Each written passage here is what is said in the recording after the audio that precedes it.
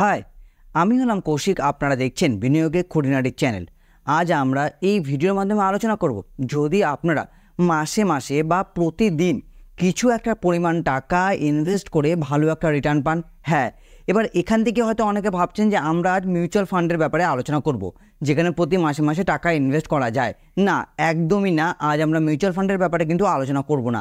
আজ আমরা আলোচনা করব একটি সরকারি স্কিমের ব্যাপারে, যেখানে ইনভেস্ট করে আপনারা কিন্তু ভালো রিটার্নও পেতে পারেন।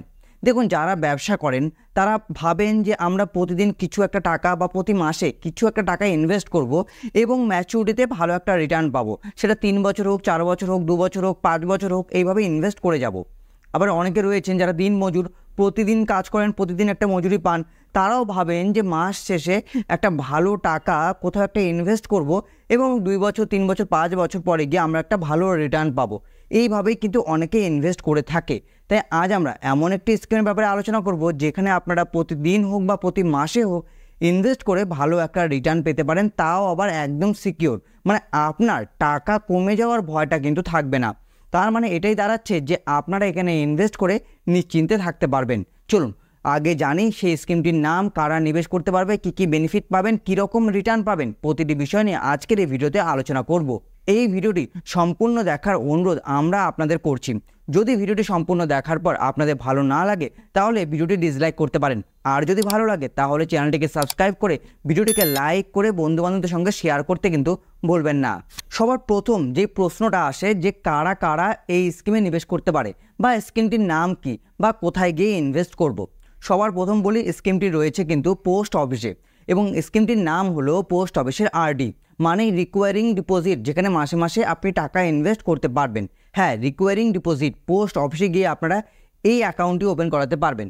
পোস্ট অফিসে রিকোয়ারিং ডিপোজিট অ্যাকাউন্ট ওপেন করানোর জন্য আপনাকে পোস্ট অফিসের সেভিংস অ্যাকাউন্ট থাকতে হবে। পোস্ট অফিসের সেভিংস অ্যাকাউন্ট ওপেন করানোর জন্য আপনাকে 2 থেকে 3 কপি ফটো, ইমেল আইডি, তার সঙ্গে মোবাইল নাম্বার এবং আপনাদের প্যান, আধার কার্ড নিয়ে যেতে হবে। যদি আপনারা মাইনর অ্যাকাউন্ট ওপেন করান সেই ক্ষেত্রে ডেট অফ বার্থ সার্টিফিকেট নিয়ে যেতে হবে।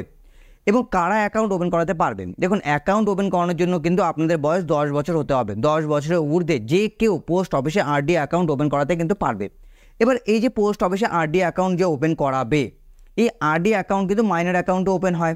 সেই ক্ষেত্রে কী বলেছিলাম, আপনাদের কিন্তু ডেট অফ বার্থ সার্টিফিকেট নিয়ে যেতে হবে। আর যারা মাইনর নয় তারা তো প্যান, আধার, ফটো এগুলো নিয়ে গেলেই হবে। এবার যারা মাইনর রয়েছে ডেট অফ বার্থ সার্টিফিকেট তো নেবেন। এবার তখন বা যাদের বয়স এই মাইনর থেকে 18 বছর কমপ্লিট হয়ে যাবে, তখন তাদের নামে অ্যাকাউন্টে ট্রান্সফার হয়ে যাবে। তার আগে গার্জিয়ান হিসেবে আপনাদের বাবা, মা, দাদু, দিদা কাউকে কিন্তু সাইন করতে হবে। এবার আসি ডিপোজিট লিমিট। দেখুন, ডিপোজিট লিমিটের কথা যদি আমরা বলি তাহলে আপনারা মিনিমাম 100 টাকা থেকে শুরু করতে পারেন, এবং ম্যাক্সিমামে কোনো লিমিট নেই। আপনি 10,000 হোক, 1,000 হোক, 500 হোক, মাসে যত ইচ্ছা তত টাকা ইনভেস্ট করতে পারেন। সেটা আপনি কত টাকা ইনভেস্ট করতে পারবেন সেটা পুরোপুরি আপনার ওপর। মিনিমাম চাইলে আপনারা 100 টাকা থেকে শুরু করতে পারেন। যেই কারণে আমি সব ভিডিও শুরুতেই বলেছিলাম যে অনেক লেবার যারা রয়েছে বা দিনমজুর যারা রয়েছে তারাও এই স্কিমে ইনভেস্ট করতে পারবে। ডকুমেন্ট। দেখুন, ডকুমেন্টের কথা আমি একটু আগে বলেছি যে সেভিংস অ্যাকাউন্ট খুলতে যেই সব ডকুমেন্টের কথা আমি বললাম, সেই সব সেম ডকুমেন্টই কিন্তু পোস্ট অফিসের আরডি স্কিমে ওপেন করতে গেলেও লাগে। শুধু যে পোস্ট অফিসের আরডি স্কিম তা নয়, পোস্ট অফিসের যাবতীয় যত স্কিম রয়েছে প্রতিটি স্কিমে যদি আপনারা ওপেন করান অ্যাকাউন্ট, সেই ক্ষেত্রে একই ডকুমেন্টস কিন্তু লাগে। এবার আসি মোস্ট ইম্পর্ট্যান্ট একটি পার্ট, সেটা হলো প্রসেস টু ডিপোজিট। এই ব্যাপারটা পোস্ট অফিসে আরডি অ্যাকাউন্ট ওপেন করানোর আগে আপনাদেরকে বুঝতে হবে। সেটা কি? প্রসেস টু ডিপোজিটের কিছু নিয়ম রয়েছে। যদি আপনারা মাসের শুরুতে অ্যাকাউন্ট বানান, মানে 1 থেকে 15 তারিখের মধ্যে, তাহলে প্রতি মাসে আপনাদের 1 থেকে 15 তারিখের মধ্যেই টাকা জমা দিতে হবে।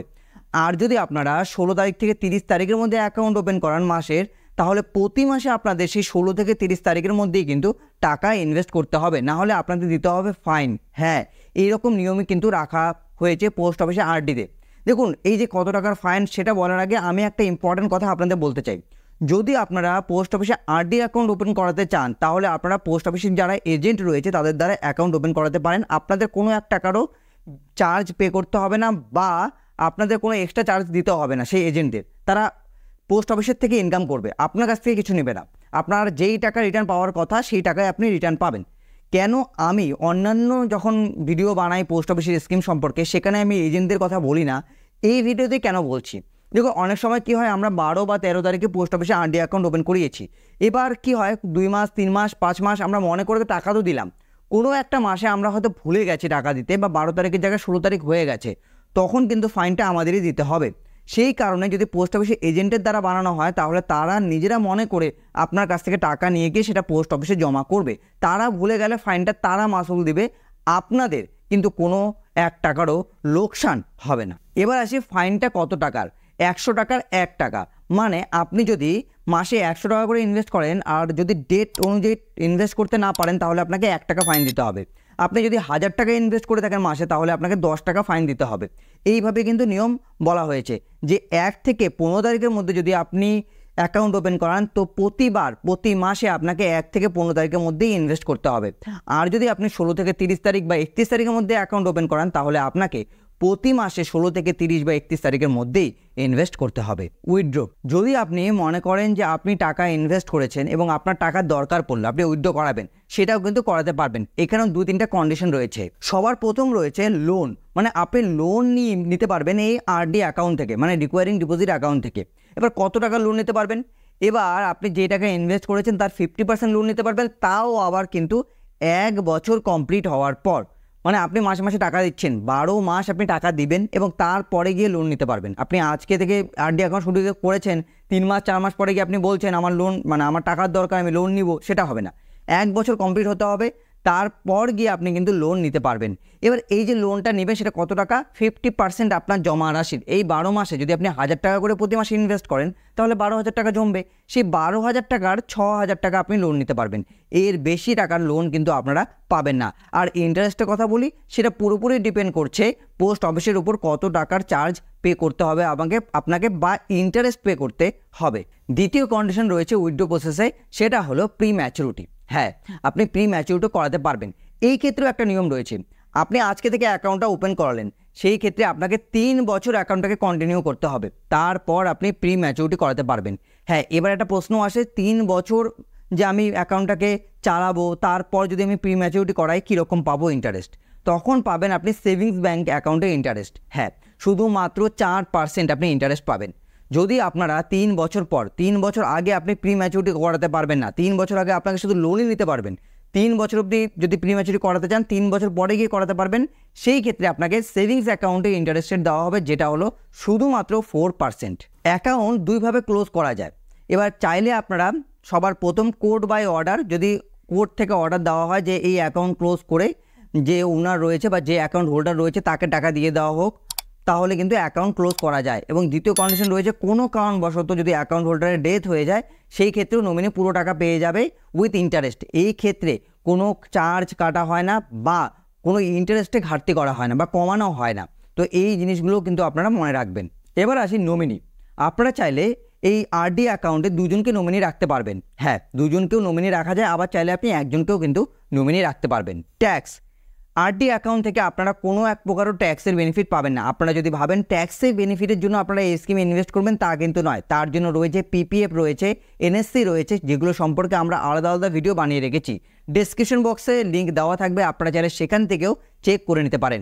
এই স্কিমে, আরডি স্কিমে আপনারা 1 টাকারও ট্যাক্সের বেনিফিট পাবেন না। আপনারা চাইলে অ্যাকাউন্ট ট্রান্সফার ফ্যাসিলিটিও কিন্তু এই স্কিম থেকে পাবেন, মানে আরডি থেকে পাবেন।